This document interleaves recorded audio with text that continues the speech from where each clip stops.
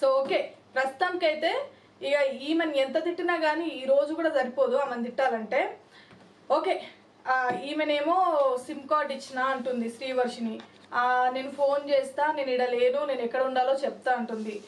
సరే శ్రీవర్షిని, నువ్వు ఏదైతే డిసిజన్ తీసుకున్నావో అది రాంగ్ అని చెప్పేసి మీ అమ్మ నాయన అంటే నువ్వు ఒప్పుకోవచ్చు. నీ మీద కోపం ఉందో ఇంకేదుందో ఇంకేమైనా ఆశిస్తున్నారేమో అని చెప్పేసి.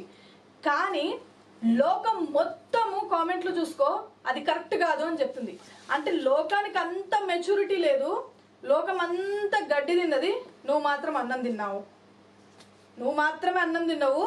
నీకు కామెంట్లు పెట్టి వద్దమ్మా అని చెప్పి లోకమంతా మాత్రం గడ్డి తిన్నారా? నీకు బీటెక్ చదువుకున్నావు, మరి నిన్ను మించి ఎంబీబీఎస్లు చేసి నిన్ను మించి పిహెచ్డీలు చేసిన వాళ్ళు ఉన్నారు.